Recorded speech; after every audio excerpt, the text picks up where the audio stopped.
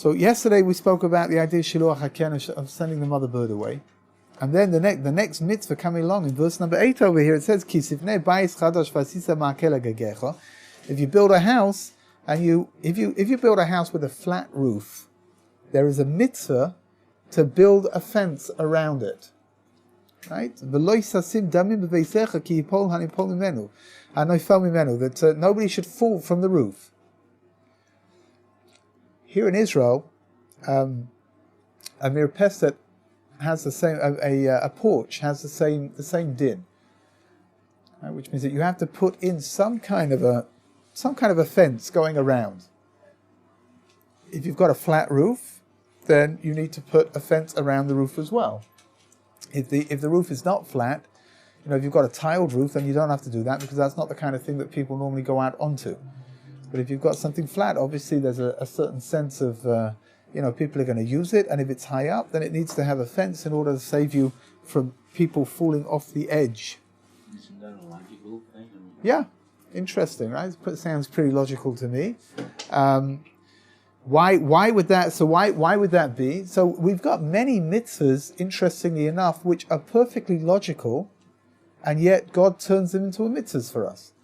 The reason for that is that God wants to give us as much reward as possible. So even things that we have to do are going to be turned into a mitzvah. So, for example, you've got a dangerous place in your apartment. You've got a mirpeset. You've got a porch coming out somewhere, or you've got the roof.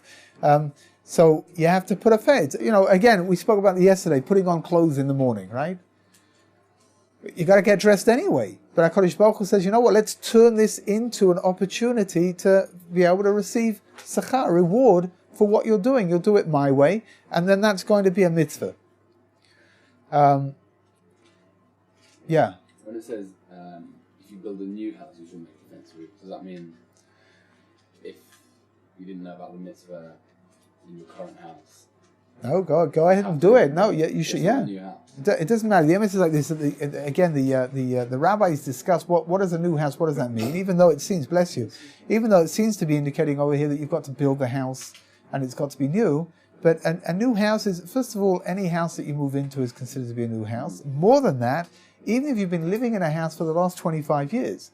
And all of a sudden you come across this mitzvah over here and you realize that you've got a flat roof, or you've got a little porch coming out somewhere. You've got to go and fulfill the mitzvah to put something around it in order to keep it safe.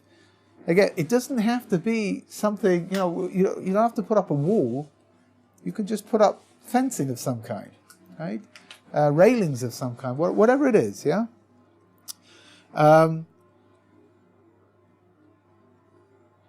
And then verse number 9 seems to be a complete non sequitur, which means again we was sort of bouncing around over here. What's going on?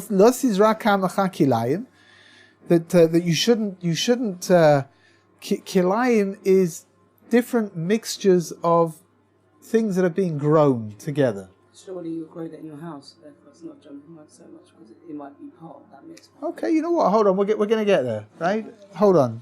You're right. It's not quite as. It's not quite as odd as it all sounds, but when you just read it through, it does sound reasonably random. You're not supposed to plant different species in the same field together too close to each other. Right. So let's say, for example, certain. I'm not a big horticulturalist, but certain things grow very nicely together with others, and sometimes they even help each other out. However, the Torah is coming along and saying that species should be kept apart from each other. Right? So let's say, for example, you're growing corn in your field, right? And you want to grow wheat as well. You need to make a little gap in between the two and have distinct sections set aside, one for each kind of crop. Right? And not to allow them to intermingle together. Right? Lo yistizra kama chakilayim, pein tigdash hamelea azera asher tizra tvuas hakarim. What you're going to do is going to become a mixture which is forbidden. Now it's very interesting. You know that you're not allowed to. You're not if you are growing fruits, you are not allowed to take two fruits and mix them together in order to come up with a new fruit. Today in the market there are lots and lots of fruits that are combinations of different kinds of fruits put together, right? If my memory serves me correct, nectarines are actually hybrids because people didn't like the furry skin of the peach, so they combined it together with something else and they come up with a smooth skin, even though it retains, nectarines and peaches are pretty similar in their taste, but nevertheless so the question, it's a very fascinating bit of halacha. Even though it's forbidden to make the initial combination, right, to make that initial hybrid is forbidden to do according to Torah law, nevertheless, once the fruit comes into being, there's no problem with your growing fruits like that or you're eating fruits like that. Right? So for example, go back to kiwis. There's no problem whatsoever with you setting up a kiwi, what is it? Kiwi orchard? I don't know. Do kiwis come in orchard? I don't know what you grow them in. But there's no problem with setting up, a kiwi orchard and selling the fruits and eating the fruits because the fruit already exists. The problem is the initial combination of the two together. So again, how does genetic modification, how does that work out over here with inside of halacha? That's a subject in and of its own.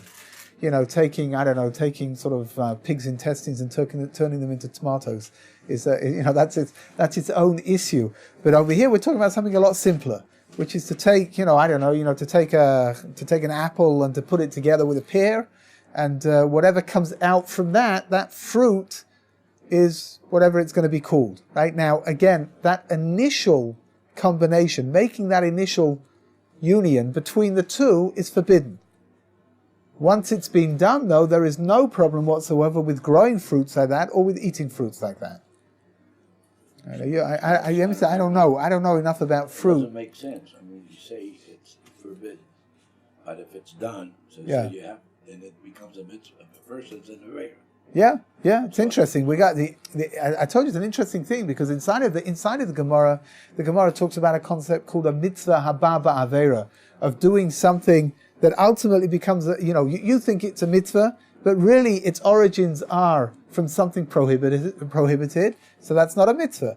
Right? The classic example that the Gemara gives is somebody steals a lulav and an esrog in order to fulfill the mitzvah of the 4 species on sukkahs, and they're not fulfilling any mitzvah whatsoever because they're using something which is stolen. So over here, you would say, logic would dictate that hybrid fruits should be forbidden to eat.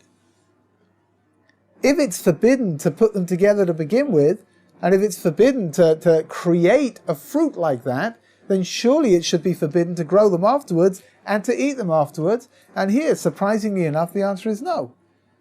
Right? Why is that? Kodesh Baruch Hu has got different categories and different classifications for different things.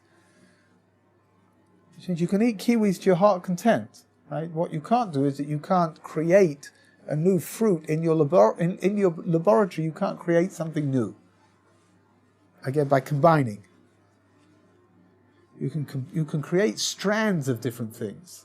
A lot of people will go ahead and say, let me create something. I'll get in the rare about it. So I think chats like this, that a person who creates it, I don't think he's getting a mitzvah over here. Even though many people are going to be making brachas over this fruit that he's created, but it's not going to stand in it's not going to be his merit that it's being done. Here, let's move on. Verse number 10. When you come to plow your field, right, you should not plow with an ox and a donkey together. It's also a form of forbidden combinations. In Chazal, the sages say that it's the most incredible idea. If I were to ask you, why should you not put horses and donkeys together? So what does it say? Oxen and donkeys together. Why should you not? What would you imagine the answer is, yeah? Because an ox would be going faster than a donkey, and it would be cooler on the donkey. Oh, interesting. Okay. Well, some kind of unequal distribution over here, right? Strength distribution. Right, so it's interesting. So the Gemara doesn't talk about things like that. The Gemara says something else altogether, which is also it's along the same lines. Interestingly enough, which is taking the donkey's feelings into account, But it says like this, an ox chews its cud, right? Because it's a kosher animals, right, need two sides in order to be kosher. One is they have to have cloven hooves, and the other one is that they have to chew their cud. What does that mean? They regurgitate their food. They bring it back up and they chew it again and they send it back down again. Say Chazal, say the sages, the donkey will see the ox chewing and imagine that the ox has been given food and the donkey hasn't been given food, and that will cause some kind of pain, some kind of anguish to the donkey. Now I'll tell you something fascinating over here. Maybe it sounds a little far-fetched. I mean, I don't know, how finely tuned donkeys' feelings are. But it does sound a little bit odd to say that, you shouldn't put these two together, because it will see the ox chewing its cud, it will imagine that the ox has been given food and the donkey hasn't, and therefore it'll be upset. Where is that? From the rabbis, from the sages, right, from Chazal. So it's the most incredible thing over here. I once heard, it's whether the Balei Amusa, the way that they explain this concept, something very fascinating. That if we can learn how to take animals' feelings into account, then maybe at some point we'll actually learn how to take human beings' feelings into account. Now, everyone here in this room, we all understand, that sounds backwards, no? We should be taking human beings' feelings into account. Who said that? Huh? The Balei Amusa, the rabbis, are trying to make us into better people, right? Not looking around the room, not with great success, but they try nevertheless, right? But it happened. A similar situation happened when you explain the bird nest, doesn't it? Yeah, it's interesting, right? Which means like this, that we're using the animal world to try to fine-tune our own sensitivity, right? Paradoxically, it's easier to be sensitive to a donkey than it is to my next door neighbor, right? Huh? I said, just Kant says something very similar. He says that you can't harm animals because it would desensitize you to being violent and having a violent disposition towards other human beings. Right, good. Kant is only just quoting from the rabbis. Yeah. Right? One of the reasons why shechita is done the way that it's done when you slaughter an animal is because it's supposed to be as humane as possible, right? That the animal shouldn't suffer. One of the reasons why, there's a very interesting, fascinating tshuva that was written. Somebody once wrote a letter to the Noda B'Yehuda, one of the great halachic authorities from a few generations ago in Eastern Europe, to ask him. He was a very wealthy Jew, and in the olden days, the wealthy aristocracy, non-Jewish aristocracy, would do a lot of hunting. And he wanted to know whether it was permissible for him as an Orthodox Jew to go hunting, whether that was okay. He wanted to mimic the lifestyle of the wealthy non-Jews. And the Noda B'Yehuda writes back that it's not a Jewish thing to do. To go hunting for the sake of just finding the animal and the thrill of the hunt, and without there being without there anything being at the end of the food chain, is something which is not a Jewish thing to do. He says that's not who we are. Yeah, Right? if you look at the Torah, for example, you see that a lot of the sort of more typically wicked characters tend to be hunters, and a lot of the people tend to be shepherds. The Noda B'Yehuda says here, very good. Here, look, you sound like the Noda B'Yehuda. Not bad. Rabbi Cheskel Landau. That he says like this. He says that the biggest hunter in the Torah is Esav. That's not what we do, right? And what do we do? What is a Jewish trait? A Jewish trait is to be a shepherd, to look after, to nurture, not to go out and hunt, not to do things which are going to turn us into crueler people. The Torah over here is coming to teach us a very fundamental thing. It really is that sometimes it's easier to be kind to animals than it is to be kind to human beings.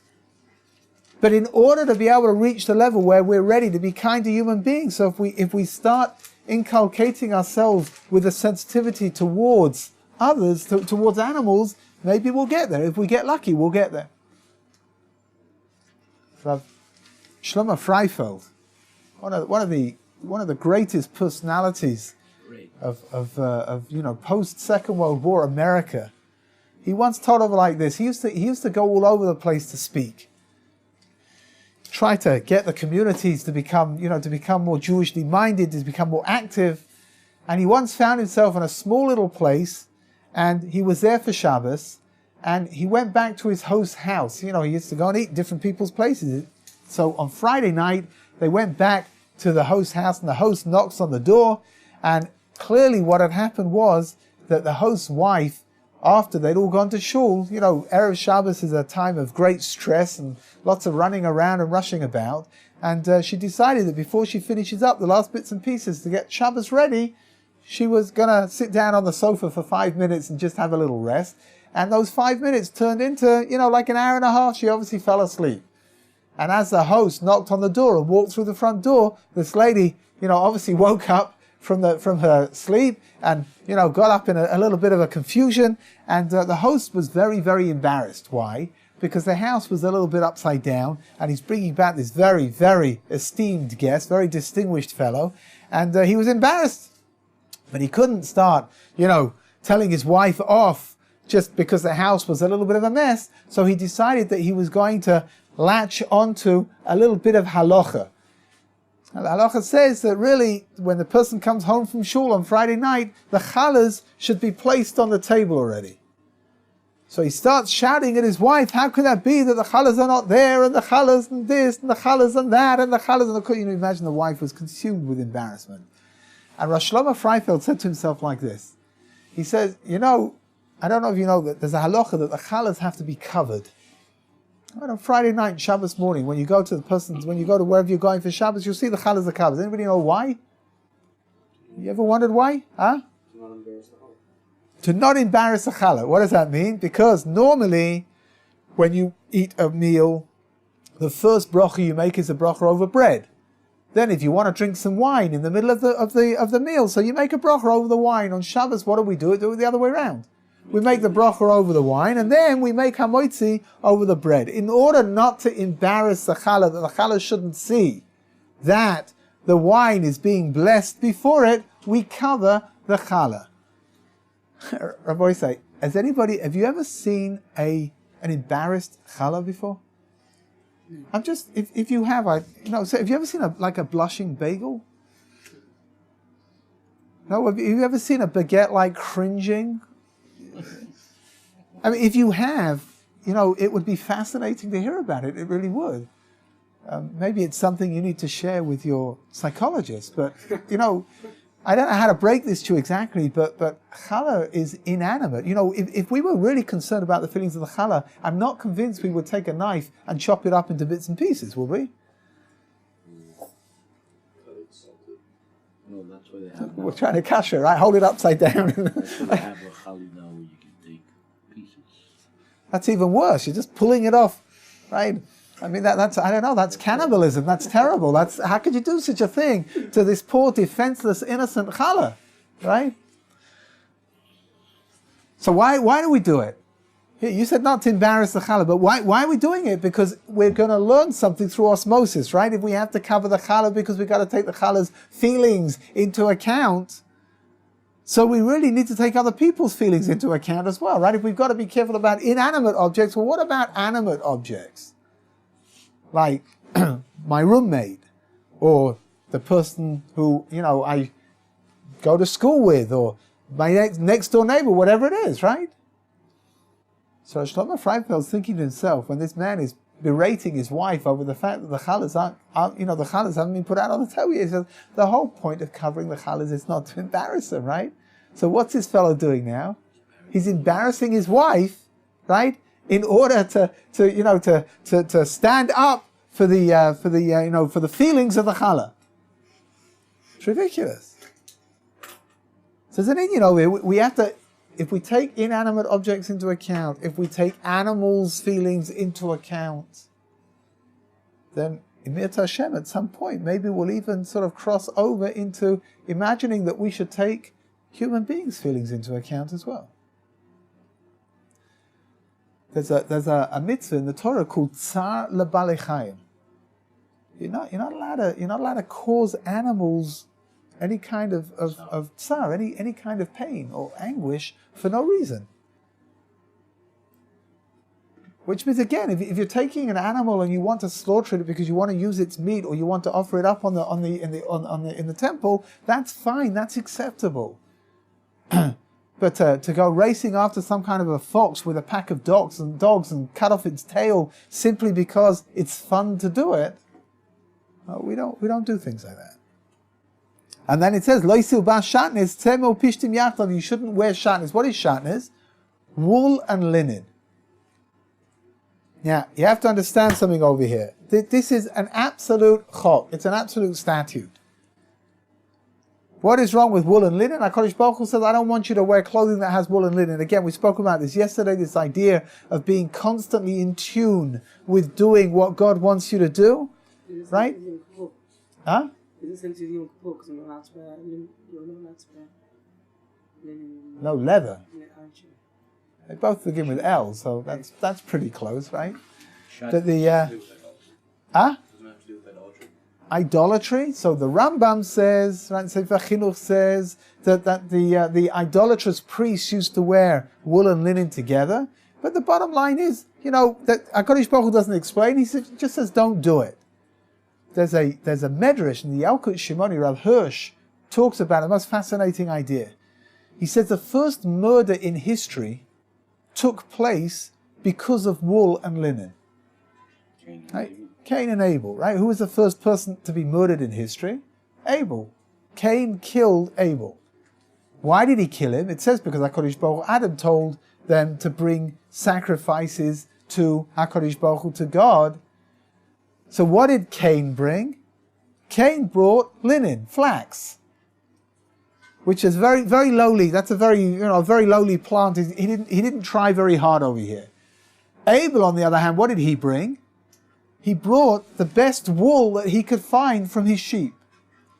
And it says that his sacrifice was accepted, his offering was accepted by God. Cain's wasn't. Cain became consumed with jealousy, and therefore he ended up killing Abel.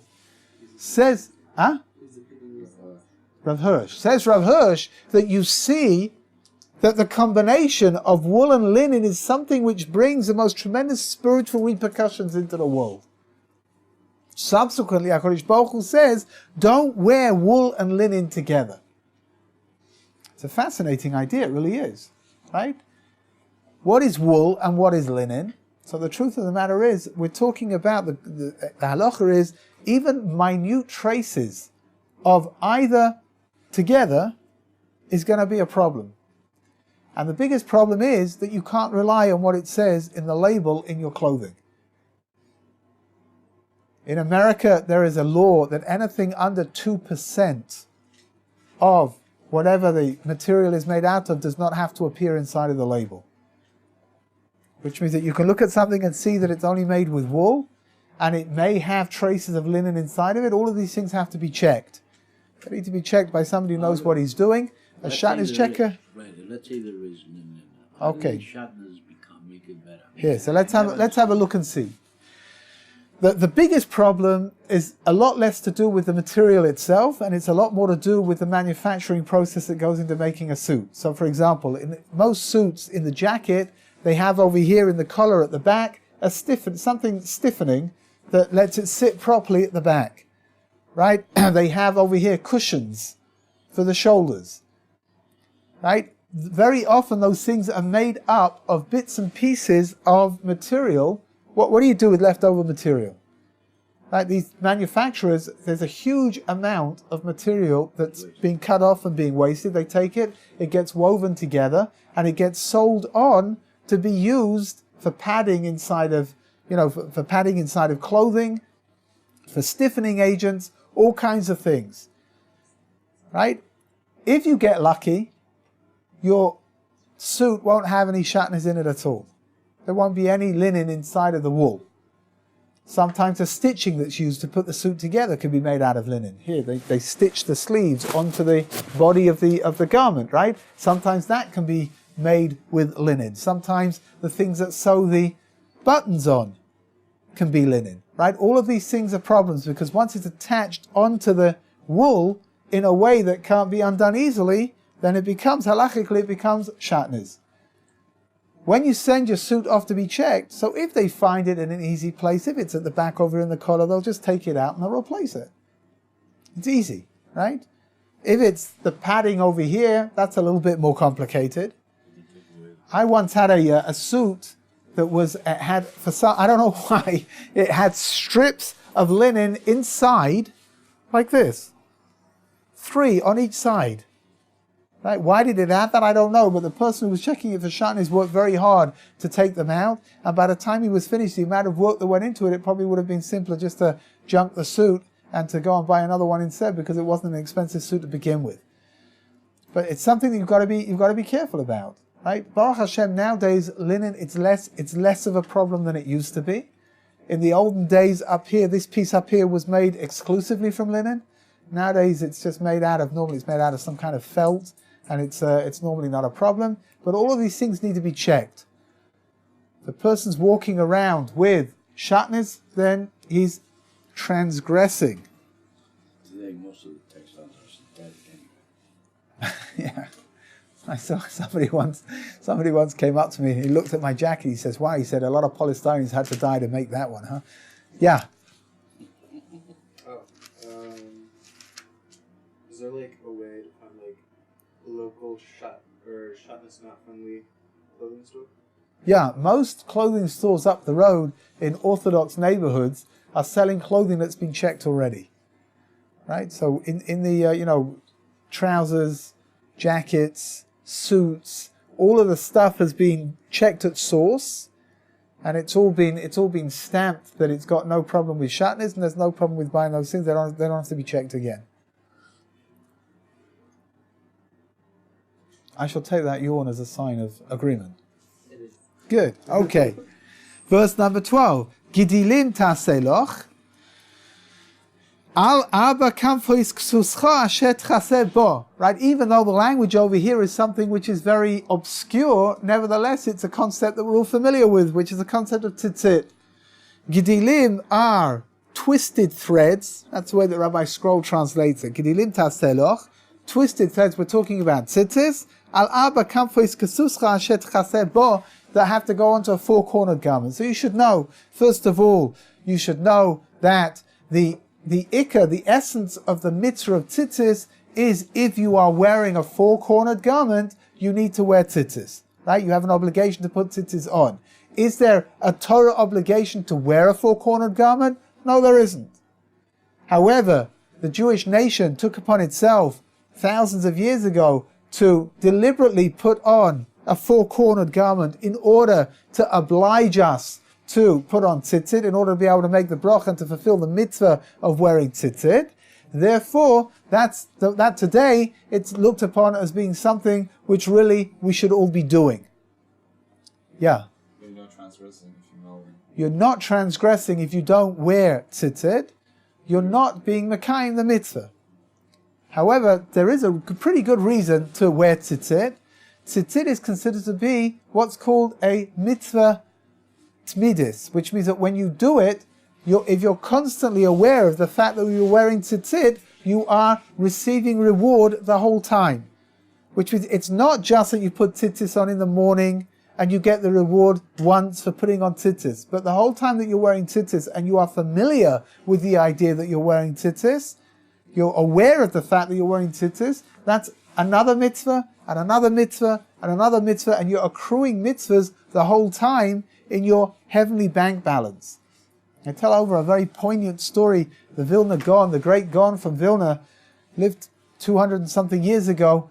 On his deathbed, he started to cry, and they asked him, Rabbi, what are you crying about? Why would you be scared to go into the world to come? And he grabbed a hold of his tzitzis, and he says, here, for a few groschen, a few pennies over here in the physical world, you can buy the world to come.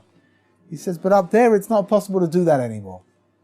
Which means that the mitzvah tzitzis is a mitzvah, it's a fantastic mitzvah, but it's just a mitzvah that you need to be aware of the fact that you're wearing. That's why it says in the paragraphs that talk about the Shema, it says about tzitzis, it says, Ureisem oisam, that you should see them. the seeing is not necessarily physically. Physically wearing your tzitzit out helps you to remember that you're wearing them.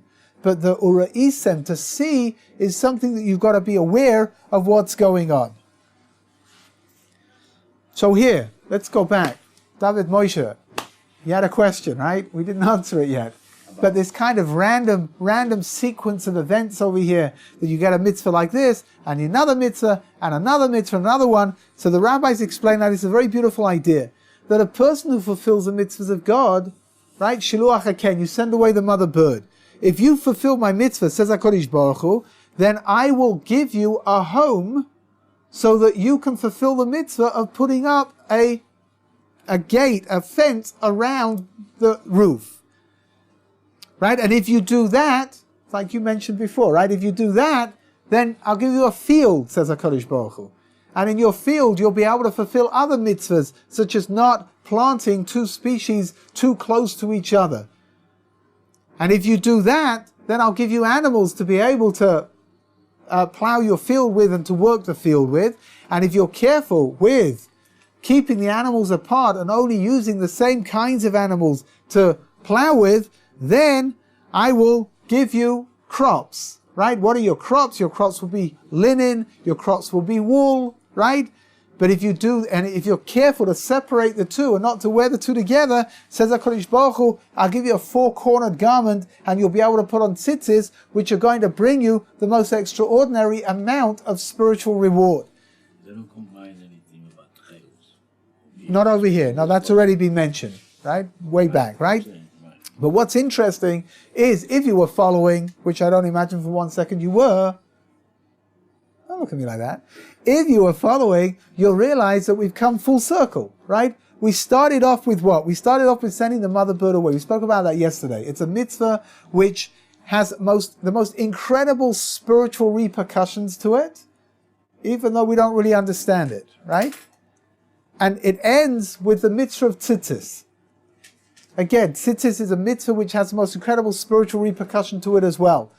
You can accumulate the most incredible amount of mitzvah, of reward, over here by wearing your tzitzis all day long. You can accrue the reward, you can keep it up there, and it's all happening in the spiritual realms, which means all of this is turning itself around into a spiritual smorgasbord that HaKadosh Baruch Hu is giving us over here. And you need to understand something very fundamental. What's HaKadosh Baruch Hu saying? Right? He's saying like this: keep my mitzvahs. If you keep my mitzvahs, I'll give you a home. Right? And you'll be able to fulfill another mitzvah. And then if you do that, you'll get this, and you'll get another mitzvah. And if you do that, you'll get another mitzvah, and then another mitzvah. All of this is leading into what? Into the concept of every mitzvah that we do down here has got a physical dimension to it. And that physical dimension is what's going to fuel our reward in the world to come. Why is it like that? The Maharal explains that we are physical beings. Because we're physical beings, the spiritual dimensions of whatever we do have to have a physical counter, they have to have like a physical counterbalance to them. In order for me, the physical me, to relate to what it is that I'm doing spiritually, there's got to be some kind of physical action over here that's taking place that's going to allow for me to be a part of what's happening. Therefore, says the Maharal, every mitzvah that we do has got a physical foil to it. It's got some kind of physical dimension to it in order to allow my body to be a part of what's going on.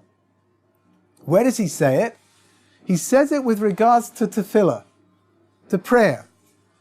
Prayer by the sages, specifically the Amidah, is called avodah shebalev. Avodah shebalev. What does that mean? Worship of the heart. Says the Maharal, if davening is avodah shebalev, so why do I need to say the words? Why can't I just go into a corner and let God look into my heart and see the prayers that are in my heart and finish? I can just stand there for 30 seconds, God can have a quick peek, and then I can go. Explains the Maharal, because our bodies have to be a part of the experience, otherwise we're not going to connect to what we're doing. That's why when we pray, we have to say the words. Not only do we have to say the words, but we've got to say them loud enough that we can hear them. The Amida is translated, in English, it's translated into the silent prayer, which is not true. The Amida is, in Hebrew, it's called Tfilas Lachash. What does Lachash mean? Anybody know any Hebrew? The word Lachash means whisper. If you're lochesh into the ear of somebody else, you're whispering into their ear. The Amida has to be said in a voice loud enough that you can hear what you're saying, but not so loud that the person standing next to you hears what you're saying. You got to move your lips. You've got to say the words. Right? Why is that? Because otherwise my body is not a part of the experience over here. Okay, I'm going to take that as stunned silence, okay? Good. Yes. Thank you. Okay. Very good. Thank you. I need to have some little signs over here, when I want reaction of some kind, like, yeah. Can we look at, are we going to go into 13 in a second? Because it's a really weird one. As in, why is it saying if a man marries a wife and comes to her and hates her period? Do you know what I mean? Why is it saying like that? Why doesn't it just carry on? Here, okay, good. Let's have a look and see. Right, verse number 13. Ki yikach ish isha uva elea usnea. If a person gets married and he ends up hating his wife, right? It's repeating itself. It says it already once. Where? Early in the Parshat. No, over there earlier in the Parshat, it's talking about when you're married to two women. Here we're going to learn a different halach altogether, right? You got to hold on. Let's go over the page and see, right? A person gets married and he's not happily married, right? So what can you do? So here it's very important to understand this again. How many times have you heard me say this? Judaism is the most realistic religion in the world. There are religions in the world which forbid divorce, right? But that's ridiculous, because all you're doing is that you're forcing a couple to remain together even when it's completely destructive that they remain together. Along comes the Torah and says, obviously it's not optimal. It's Hashem. A person will get married to his wife and they'll stay together, until they die. It's Hashem. That's the way that it's supposed to be. My wife, you should know, my wife's grandmother always used to tell us that when they got married, they came from a Hasidic background. So the shidduchim were done. They were pretty quick over there. And she used to say that amongst their circle of friends, when they were growing up in Eastern Europe, she said there was not one couple that was suited to the other. You couldn't say that one couple was like, that's a perfect match. She said no one got divorced. They just worked on it, that's all. They worked hard. They made their marriages work. They were married for decades together. We live in a disposable generation. Everything is disposable, right? Plates are disposable, cups are disposable, cameras are disposable, relationships are disposable as well. That's the problem. So the Torah is coming along and saying like this: if a person's caught in a marriage that he doesn't want to be in, there has to be a way out. V'samla alilois dvorim. Over here we're talking about something which is not nice, though. Because he got married and he doesn't like his wife, straight away after he gets married, wakes up the next morning and his first reaction is, ugh. Which really shouldn't happen the first morning. Give it a week, So what does he do? What's the problem? He's just got married. What's the problem with getting married? The problem with getting married is you made a contractual agreement. Inside of your contractual agreement is that if you don't want to be married to this person anymore, then what have you got to do? You can get divorced, right? But what have you got to do? Make a false accusation. Oh, hold on a second before we get to that. What have you got to do? If you're going to do this properly, what have you got to do? You got to give her money, right? That's part of the contractual agreement, which is that if a couple get married and then they get divorced, then there is a contractual obligation for the husband to pay his wife a certain sum of money. And who decides that sum of money? It's written into the Ksubra. It's normally 200 zuz, which is an amount of money going back in Talmudic times. In the United States, unfortunately, it's the other way around. You want to get? No, not always. Baruch Hashem. Most, no, it's terrible. It's absolutely terrible, for sure. Here, what's the pshat? Over here, in our case over here. What's going on? So this fellow, he doesn't want to pay the Ksubra. So he's going to come up. He's got this great idea, right? He's going to claim that when he had relations with his wife on the first night after the wedding, there was no dam psulim, there was no proof that this woman was a virgin, there was no blood. And therefore she wasn't a virgin. And if that's the case, then it's no deal. Right? What's called a mikartos. I thought I was getting married to a virgin, and it transpires that she's not a virgin. Therefore, there was no marriage to begin with. He doesn't have to pay. Then he doesn't have to pay. I mean, Right. Good. Now we're all beginning to understand what's going on over here. So if the case is true, then he's got a solid case to stand on. What happens if it's not true, though? How does he prove? Huh? How does he prove? So here we've got. I don't want to read through the whole thing. It's going to take an awful long time to read it through. But you can read it through in English, and you'll see that the parents come. There was a in the olden days when a husband and the wife had relations for the first time. They had relations in a room where it was impossible for the husband to get out of there and take the sheets with him. Right? Because what was going to happen if there was going to be any blood from the breaking of the hymen, if this woman was a virgin, right? Then there's going to be signs of the fact that she's no longer a virgin, right? And the way that it was set up was that he wasn't able to get out of that room. That was it. He would take the sheets with him and try to swap them for different sheets. I don't know how it worked exactly, right? But the bottom line over here is that maybe the parents would come with the sheets to show that there's blood on the sheets, and they would disprove what he's saying, right? Now, hold on a second. I want you to hear something very, very fascinating over here. Go down to verse number 18. V'lakchu ziknei. So they come and they prove that she was a virgin, right? V'lakchu ziknei iahi es ha'ish v'yisro isoi. And they punish him, right? V'anshu isoi mea kesef, and he gets fined. V'nosnu lavi anara ki oitzi shem ra b'sulas Yisrael. And look at the end of verse number 19. It's fascinating. V'lo tieh le'isha lo yuchal l'shalcha kol yamav. And he cannot divorce her. Wow. But already there's thing going on. Hold on. You're not listening to the words. He cannot divorce her. She can divorce him. She can divorce him.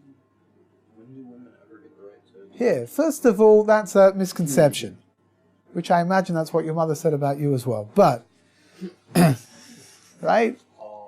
It's a misconception that women can initiate divorce. Which means that a woman can come and she can say, I don't want to be married to this person anymore. The Indian of divorce is that the husband has to give a get to his wife. He's the one that has to give over. The same way they got married through a contractual agreement, they have to get unmarried through, or demarried, through a contractual agreement of which is what a get is, right? But a woman can initiate divorce proceedings. What's going on over here, and we'll see this a little bit later on with a woman who is seduced by somebody else, is that afterwards she can choose whether she wants to marry him or not, and he cannot divorce her. It makes no difference. It's a fascinating little thing over here. It really is. And all of this, it's putting the ball into the girl's court. It's everything now is her decision. Which is that under normal circumstances, the husband can wake up one morning and decide he doesn't want to be married to his wife, and that's it, finished, right? But over here, he's not allowed to do it. Once he's tried to slander her, once he's done what he's done, and he's been found to be not telling the truth, if she wants to remain married to him, he is stuffed. Because there is nothing that he can do about it. You hear? So you're going to say to yourselves, why would she want to remain married to him?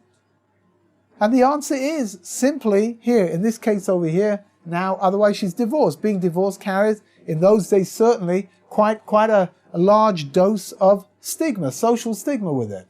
If a woman is seduced by somebody else, and then what's going to happen to her? She may end up never getting married because people are going to look at her and say, I don't want to get married to somebody like that. Which means that the Torah, even though it doesn't sound like it, the Torah is being very humane over here. The Torah is saying the girl has been wronged, and now the girl can decide how she wants to live her life from now on. Does she want to live together with this person in order to have a husband and to build a home? Or does she prefer not to? That rests entirely with her, not with anybody. No one else can make that decision. Only she can. Yeah.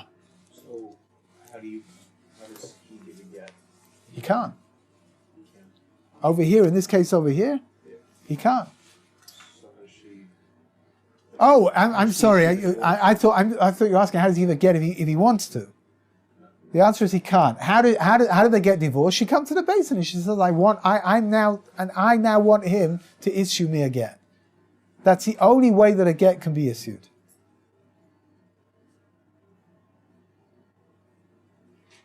You're looking quizzical. I'm just having difficulties seeing how it works. It's a legalistic thing. That's all it is. He, under his own steam, is not allowed to give a get.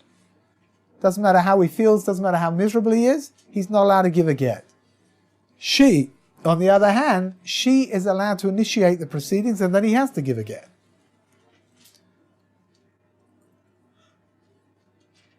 You want to answer me? Say something. Kind of, yeah. I don't know if I should. But he can marry another woman. He cannot marry another woman. Oh, biblically he can marry another woman, yeah. Yeah. Yeah. And then all his attention's on her, and she can just look like the sport, right? Yeah.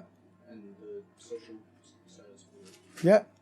Which is, if the whole thing over here is social status, then she remains married even though he's married to somebody else as well.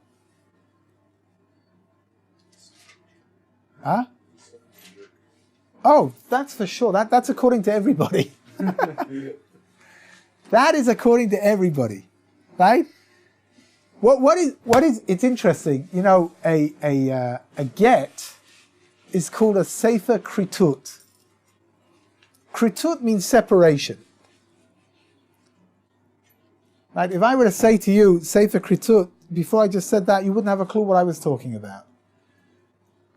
But in the Torah, it's called a sefer kritut. Everybody calls it a get. Where does the word get come from? So that in and of itself is a fascinating thing. The word get is very, very early because we already have a tractate gittin in the Mishnah. Gittin is just a plural of the word get, right? We have that already in the Mishnah. So we're going back very, very far. Right? We're going back a long way already. But what is the origin of the word get? Where does it come from? You won't find it in the Torah anywhere. So again, the Vilna Gaon, 250 years ago, without the use of any computers, came up with the most incredible idea.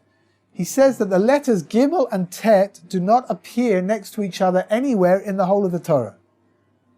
You will not find one word where a Gimel is followed by a Tet.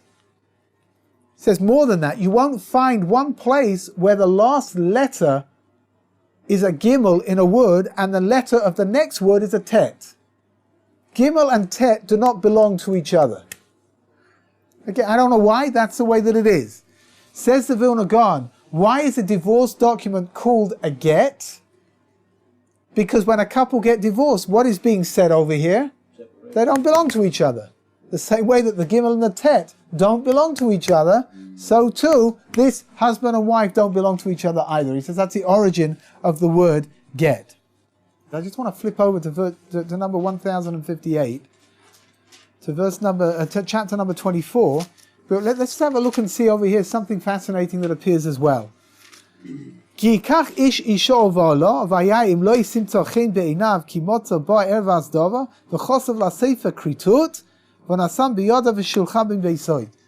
So the couple, they get married, and he's not happily married anymore. He wants to get divorced, and he writes out a bill of divorce and sends her away.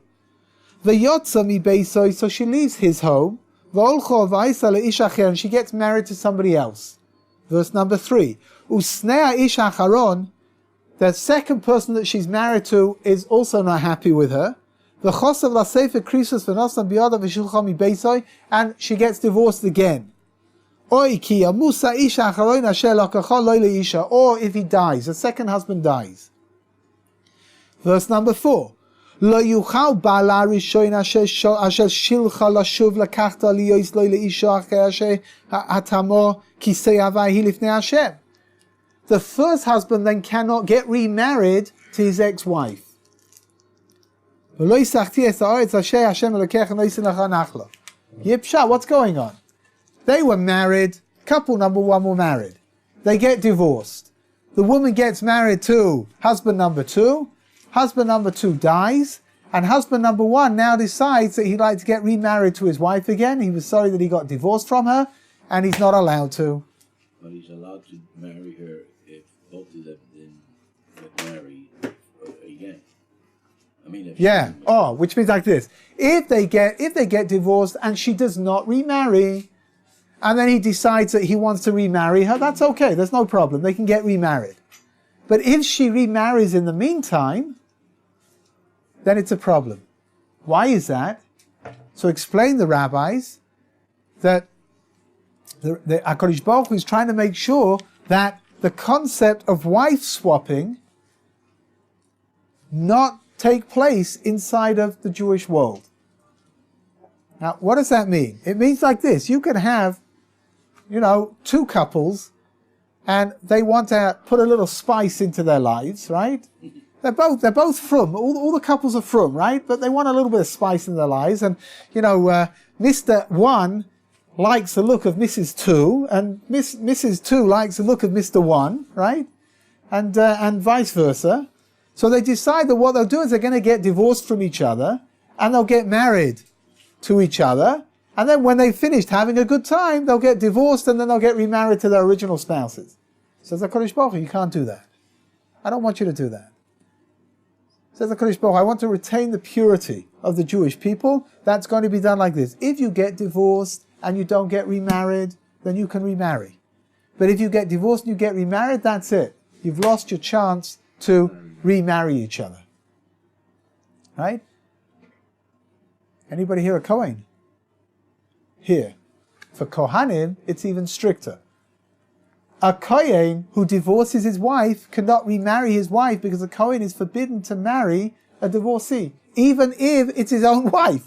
It's his own ex-wife, which means that you might say, I understand that a Kohen is not supposed to get married to a divorcee, but for goodness sakes, she used to be my wife.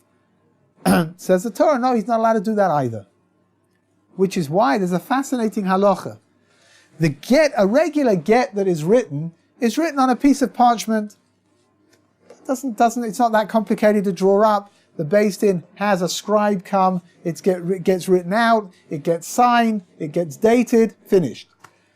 The get for a Kohen is a little bit more complicated, because a get for a Kohen the parchment has to be folded up, and then it's written on alternating lines so that when you put it together it looks one way, when you undo it, it looks a different way. Says the Gemara, why would that be?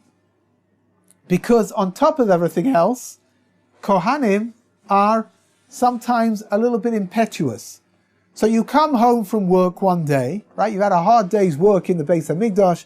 You've been sacrificing. You've been sorting out the animals. You've been working very hard. You come home and all that's for dinner is a cheese sandwich, right?